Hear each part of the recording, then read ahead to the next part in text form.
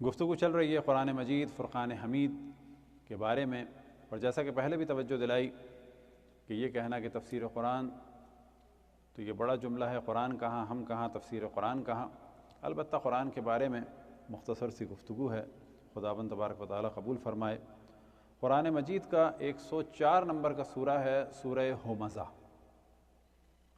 اور نزول کے اعتبار سے یہ 32ویں نمبر پر ہے، لیکن ترتیب کے اعتبار سے اس وقت جو موجودہ قرآن میں ترتیب ہے اس کے اعتبار سے 104 نمبر پہ ہے۔ اس کی 9 آیات ہیں۔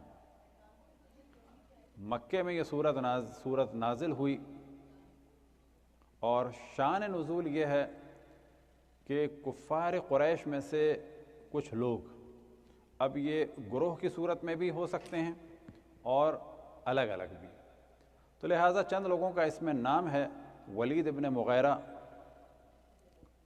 اور ابی بن خلف، اخنس بن شریق، جمیل بن عامر اور عاص بن وائل۔ یہ لوگ رسول اللہ صلی اللہ علیہ وآلہ وسلم کا مذاق بناتے تھے اور مسخرہ پن کرتے تھے، نقلیں اتارتے تھے، تنگ کرتے تھے، اشارے کرتے تھے، آنکھوں کے ذریعے، ہاتھوں کے ذریعے، زبان کے ذریعے، مختلف ذریعوں سے الٹی سیدھی باتیں بھی کرتے تھے، اور نہ فقط باتیں بلکہ ساتھ ساتھ اشارے بھی کرتے تھے، اور ان لوگوں کی مذمت میں یہ سورہ نازل ہوا۔ لیکن یہ سورہ فقط انہی لوگوں کے لیے نہیں ہے، اس میں اور بھی چیزیں بیان ہوئیں، اور 2 اہم موضوعات کی جانب اللہ سبحانہ و تعالیٰ نے توجہ دلائی۔ ایک ہے اس قسم کی حرکتیں کرنے والے، یعنی لوگوں کا مذاق بنانے والے اور ان کو اذیت دینے والے، آنکھوں کے ذریعے، ہاتھوں کے ذریعے، زبان کے ذریعے، اور چاہے وہ سامنے یہ سب کچھ کریں اور چاہے پیچھے یہ سب کچھ کریں۔ اور دوسری بری صفت جس کا یہاں پر ذکر ہوا وہ ہے مال کو جمع کرنا اور اس کو گنتے رہنا۔ نہ یہ کہ جو گنتا ہے وہ برا ہے، اور نہ یہ کہ جو جمع کرتا ہے وہ برا ہے، لیکن ساتھ ساتھ ایک صفت بیان ہوئی کہ وہ یہ تصور کرتا ہے کہ اس مال نے اس کو ہمیشہ کی زندگی دے دی، ہمیشہ کا سکون دے دیا، تو یہ اس کے لیے غلط ہے۔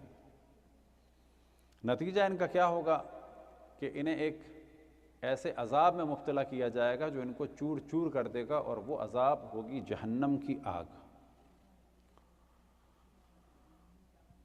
جو ان کو ہر طرف سے گھیر لے گی، اور اس عذاب میں یہ مبتلا رہیں گے۔ یہ ہے اس کا کچھ خلاصہ۔ مومنین خواتین سے گزارش ہے کہ گفتگو کو ترک کر دیں۔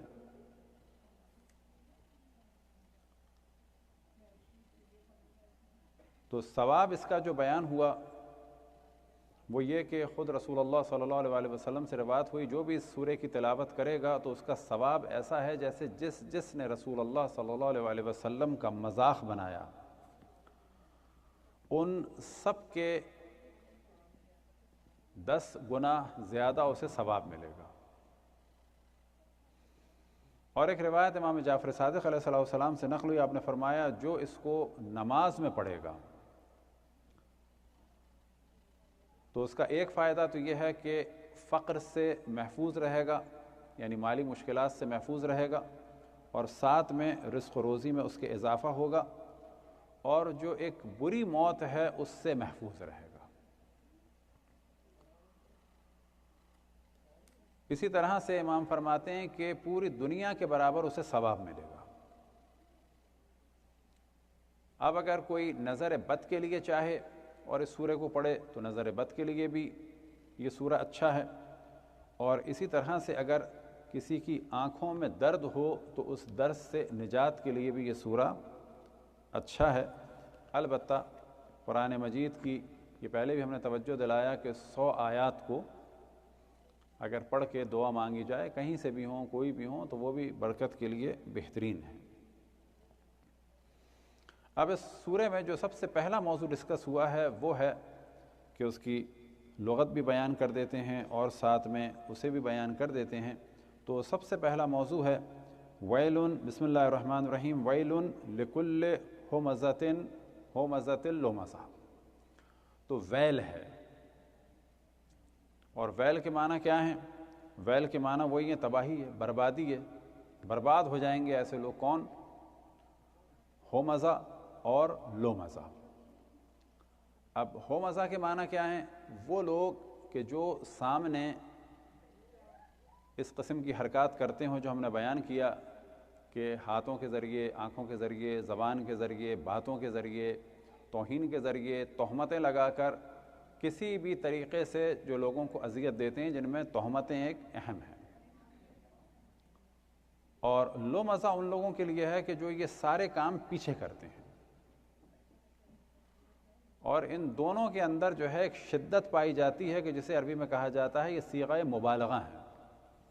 جس طرح سے راحم سے زیادہ جو رحمت نظر آتی ہے وہ رحیم میں ہے، اور رحیم سے زیادہ جو ہے وہ کس میں؟ رحمان میں، جو صیغہ مبالغہ ہے ایک ہی، لیکن عربی کے خاص ایک اوزان کہلاتے ہیں، وزن کہلاتے ہیں، جن سے پتہ چلتا ہے کہ یہ کیا ہے۔ تو یہ جو ہو مزہ ہے اور لو مزہ ہے، یہ دونوں کے دونوں مبالغہ ہیں، کس کے؟ ہمزہ کے اور لمزہ کے۔ یعنی جو شدت سے لوگوں کو اذیت دیتے ہیں، توہین کرتے ہیں، گالیاں دیتے ہیں، تہمتیں لگاتے ہیں، آنکھوں کے ذریعے، ہاتھوں کے ذریعے، زبان کے ذریعے، اشاروں کے ذریعے مذاق بنا رہے ہیں لوگوں کا، یہ ہیں ہو مزہ۔ اور جو پیچھے یہ سب کچھ کر رہے ہیں وہ ہیں لو مزہ۔ تب ارشاد خداوند تبارک و تعالیٰ ہے کہ ویل ہے، تباہی ہے، بربادی ہے، کس کے لیے؟ کہ جو اس طرح سے رسول اللہ صلی اللہ علیہ وآلہ وسلم کو اذیت دیتے ہیں، لیکن بعد میں بھی اگر کوئی کام یہ مومنین کے ساتھ کرے تو اس کے لیے بھی تباہی ہے۔ کیونکہ شان نزول کے یہ معنی نہیں ہوتے کہ فقط یہ آیت جس وقت جس گھڑی جن کے لیے نازل ہوئی تو فقط انہی کے لیے، نہ، یہ مفہوم جو ہے وہ وسیع ہے کہ جو بھی یہ کام کریں گے ان کے لیے یہ ویل ہے۔ اب اس کے بعد السلام علیکم، اور اسی چیز کو نمیمہ بھی، ادھر کی بات ادھر کرنا، یہ بھی اس میں شامل ہو جاتی ہے۔ رسول اللہ صلی اللہ علیہ وآلہ وسلم نے اصحاب کے درمیان یہ سوال کیا، الا انبئکم شرارکم، آیا میں تمہیں بتاؤں کہ تم میں سب سے زیادہ شریر کون ہے؟ قالوا بلا رسول اللہ، جی یا رسول اللہ بتائیں کہ کون جو ہے وہ ہمارے درمیان زیادہ شر والا ہے۔ شرار کے معنی جو ہیں وہ شر والا، اور شر سے مراد جو ہے، جیسے ہم اردو میں بچوں کو کہتے ہیں شریر، تو وہ تو الگ ہے، شر سے مراد جو فتنہ پروری۔ تو آپ نے فرمایا قال المشعون بالنمیمہ، وہ لوگ جو ایک دوسرے کو زبان کے ذریعے سے اذیت دیتے ہیں اور ادھر کی بات ادھر کرتے ہیں۔ نمیمہ میں کافی چیزیں شامل ہو جاتی ہیں۔ المفرقون بین الاحبۃ، دو محبت کرنے والوں کے درمیان جو درار ڈالتے ہیں، وہ بھائی ہوں، ماں باپ ہوں، میاں بیوی ہوں، تو ایسی باتیں کرتے ہیں جن سے لوگوں کے دل میں ایک دوسرے سے دوری ہو جاتی ہے۔ لہذا اگر خواتین سے گزارش ہے کہ خاموش رہیں۔ اب اگر کہیں سچ کے ذریعے سے بھی یہ کام ہوتا ہو تو سچ نہیں کہنا چاہیے۔ جھوٹ غلط ہے، لیکن اگر دو افراد میں صلح کرانے کے لیے جھوٹ کہا جائے، مثال کے طور پہ کہا جائے کہ نہیں وہ تو آپ کی تعریف کر رہے تھے، پھر اس سے کہا جائے کہ وہ تو آپ کو یاد کر رہے تھے اور کہہ رہے تھے کہ کوئی ایسی بات نہیں ہے، تو یہ جو یہاں پہ جھوٹ بولا جائے یہ صحیح ہے۔ الباغون بالبراء المعائب، اور اچھے لوگوں کے جو عیب بیان کرتے ہیں، اب یہ تہمت کے ذریعے سے ہو، غیبت کے ذریعے سے ہو۔ اور پھر روایت میں بیان ہوا اذل الناس من اہان الناس، بدترین انسان وہ ہیں جو انسانوں کی توہین کرتے ہیں۔ اب ان دو روایات کو دیکھا جائے تو ہو مزہ جو لو مزہ ہے، یہ تو بدترین لوگ ہیں جو آنکھوں کے ذریعے، ہاتھوں کے ذریعے، زبان کے ذریعے، ہر چیز کے ذریعے سے جو ہے اذیت دے رہے ہیں اور لوگوں کا مذاق بنا رہے ہیں۔ اب اس کے بعد جو صفت بیان ہوئی وہ صفت کیا بیان ہوئی؟ الذی جمع مالا وعددا، اور یہ وہ لوگ ہیں کہ جو مال کو جمع کرتے ہیں وعددہ، اور گنتے رہتے ہیں۔ یہ ہم نے پہلے بھی بیان کیا کہ کچھ لوگ ایسے ہوتے ہیں کہ جن کو مال سے اتنی محبت ہوتی ہے، ان کو دیکھ دیکھ کے خوش ہوتے ہیں، گن گن کے خوش ہوتے ہیں، حتیٰ خرچ بھی نہیں کرتے۔ ان کا کام یہ ہوتا ہے کہ اس کو دیکھیں اور خوش ہوں۔ اس کے بعد جو ایک بری صفت ہے، انسان کے پاس مال ہو لیکن اس پہ اللہ کا اس کو توکل ہو، تو پھر بھی یہ اچھی بات ہے۔ لیکن مال ہو اور توکل کس پر ہے؟ مال پر ہے۔ مثال کے طور پہ ہمارے پاس مال ہو تو ہم کیا سوچیں کہ اب جو ہے میری طبیعت خراب نہیں ہوگی، اب جو ہے مجھے موت نہیں آئے گی، میں بڑے بڑے ڈاکٹروں کے پاس جا سکتا ہوں، میں مہنگی مہنگی دوائیں استعمال کر سکتا ہوں، میری عمر بڑھ جائے گی۔ بعض دفعہ یہ ہوتا ہے ذہن میں کہ نہیں ہوتا؟ میری عمر بڑھ جائے گی۔ تو یہاں پر ایک صفت بیان ہوئی مالداروں کی، وہ کیا ہے کہ پہلی بری صفت کیا ہے؟ وہ یعددون الذی جمع مالا وعددا، کہ وہ لوگ جو مال کو جمع کرتے ہیں اور پھر گنتے رہتے ہیں۔ یحسب ان مالہ اخلدہ، اور یہ گمان کرتا ہے کہ مجھے میرا مال جو ہے وہ ہمیشہ کی زندگی دے دے گا۔ تو بعض دفعہ ہم کہتے نہیں ہیں لیکن ذہن میں یہی ہوتا ہے۔ جو دنیا میں پاورفل لوگ ہیں ان کے ذہن میں یہی ہوتا ہے کہ یہ جو ہمارا مال ہے اب ہماری یہ لائف ہے، ہماری یہ زندگی ہے۔ وہ سمجھ رہے ہوتے ہیں کہ اب ہم ہی ہم ہیں۔ وہ یہ نہیں کہتے کہ میری 1000 سال زندگی ہوگی، وہ یہ نہیں کہتے کہ میں ہمیشہ زندہ رہوں گا، لیکن ان کے ذہن میں ہوتا ہے کہ بس ہم ہی ہم ہیں اور کچھ نہیں ہمیں ہونے والا۔ لہٰذا کبھی ان کے ذہن میں آتا ہے بہترین ڈاکٹر ہمارے اختیار میں ہے، کوئی ایکسیڈنٹ ہو جائے تو ہمیں ہو نہیں سکتا، ہمیں کچھ نہیں ہو سکتا۔ یہ سب کچھ کیا ہوتا ہے؟ ایک دھوکہ ہوتا ہے جو اس کی غفلت کو بڑھاتا ہے، اور خداوند تبارک و تعالیٰ کی جانب سے جو ایک عذاب ہوتا ہے وہ عذاب یہ ہے کہ انسان دور کی چیزیں سوچتا ہے اور مطمئن ہو جاتا ہے مجھے کچھ نہیں ہونے والا، سب کو ہو جائے گا مجھے ہی کچھ نہیں ہوگا، اور وہ تکبر کرتا چلا جاتا ہے، اکڑتا چلا جاتا ہے۔ اور اللہ کی جانب سے جو ایک عذاب کی قسم ہے وہ کیا ہے کہ اس کو اللہ سبحانہ و تعالیٰ اس کو ڈھیل دے دیتا ہے، اس کو اس کے حال پہ چھوڑ دیتا ہے۔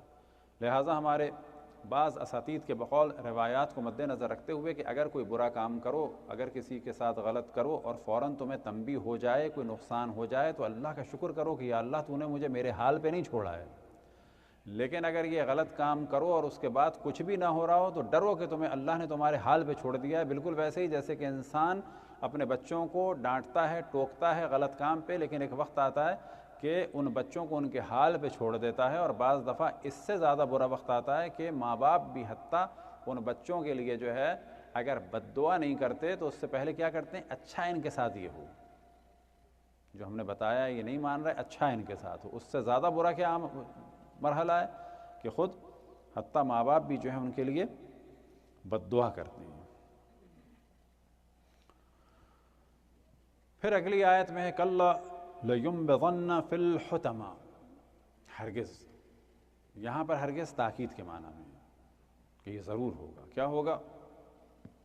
لَيُنبَذَنَّ فِي الْحُطَمَةِ، کہ تمہیں پھینک دیا جائے گا شدت کے ساتھ، کس میں؟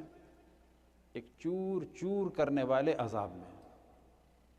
کَلَّا لَيُنبَذَنَّ فِي الْحُطَمَةِ۔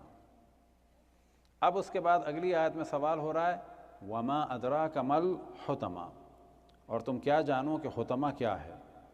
اور یہاں پر پھر بیان ہوا کہ یہ جو حطمہ ہے، چور چور کرنے والی چیز، توڑ کے رکھ دینے والی چیز، انسان کو ہلا دینے والی چیز، ریزہ ریزہ کر دینے والی چیز، وہ کیا ہے؟ تم کیا جانو کہ یہ ریزہ ریزہ کرنے والی کیا چیز ہے؟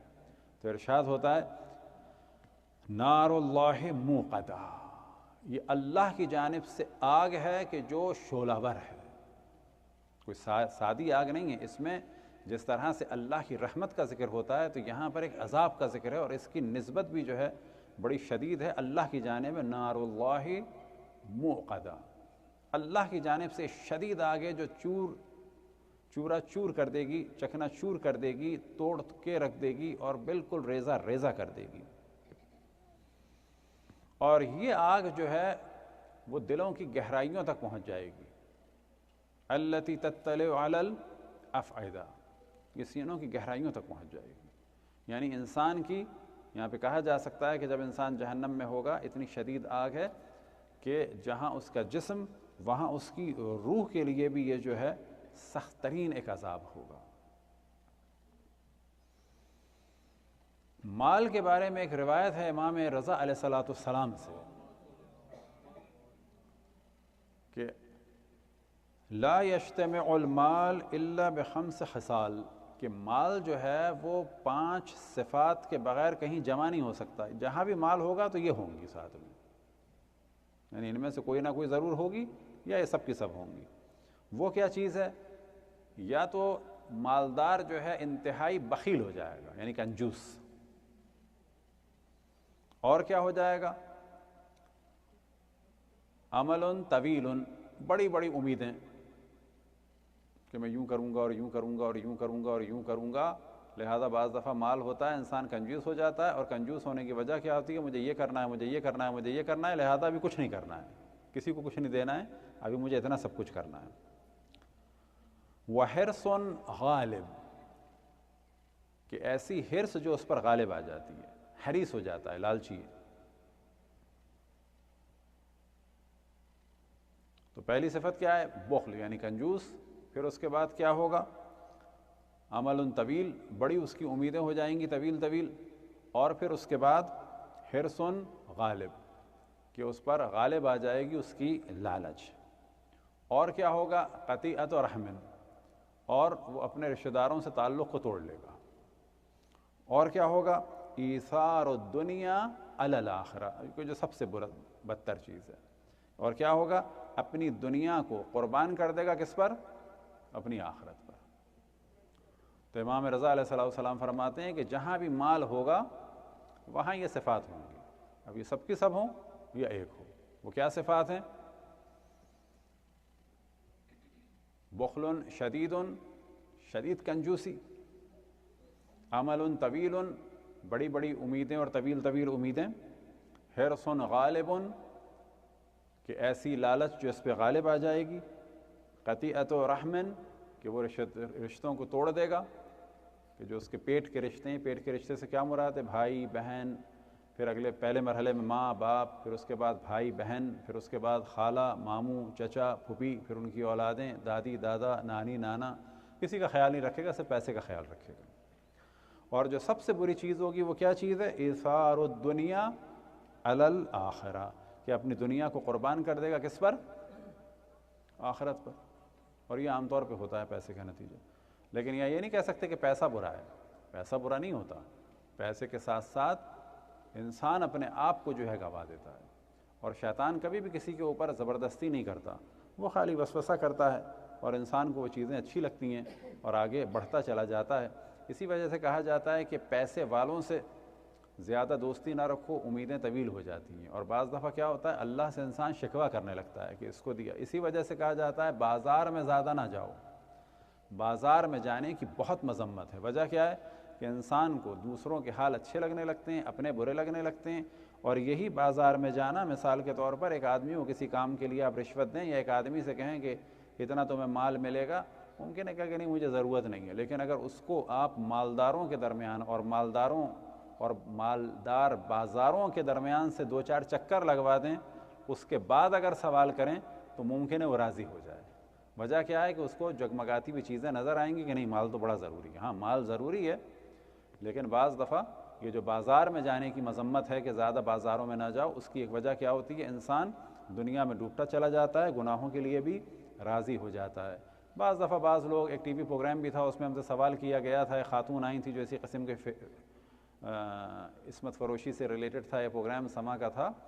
تو اب تک ہمیں یاد ہے اس نے یہ آرگومنٹ دیے تھے کہ ہمارے حالات خراب ہیں، ہم کیا کریں. تو ہم نے یہی کہا تھا کہ حالات خراب ہیں، اب تک چلیں، جو ہو گیا اس کو ختم کریں.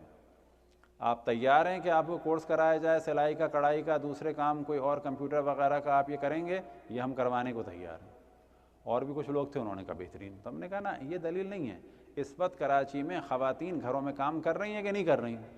چھوٹے چھوٹے کام کر رہی ہیں کہ نہیں کر رہی ہیں؟ ماچس فیکٹری میں، حوضریوں میں کام کر رہی ہیں کہ نہیں کر رہی ہیں؟ آپ یہ کہیں کہ آپ کو 1 گھنٹے میں جو ہے 10,000 کمانے کا شوق ہے، آپ میں اللہ کے گناہ کی کوئی حیثیت ہی نہیں ہے.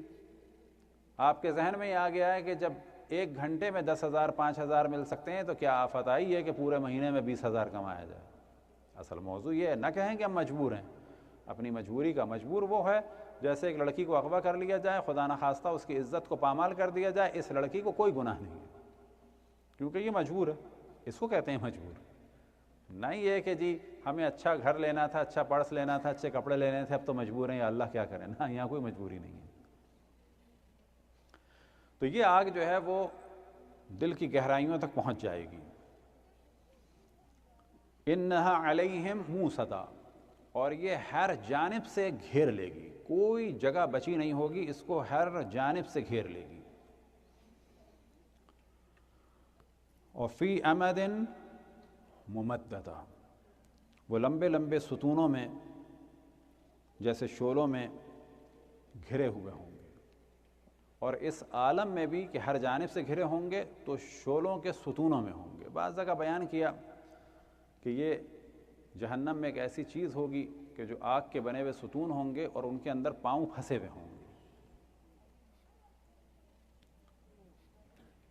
تو یہ تھا کچھ ترجمہ اور اس کی مختصر سی کچھ تفسیر، یعنی سورہ ہمزہ کی، کہ جس میں دو اہم موضوعات کو ڈسکس کیا ہے کہ جو مومنین میں نہیں ہونے چاہیے، اور باقی ان کے عذاب کو ڈسکس کیا ہے. وہ دو کیا چیزیں نہیں ہونی چاہیے کہ اذیت کرنے والے، مذاق بنانے والے، زبان کا مس یوز کرنے والے، کہ ہو مزہ اور لو مزہ، نہ سامنے کریں نہ پیچھے کریں.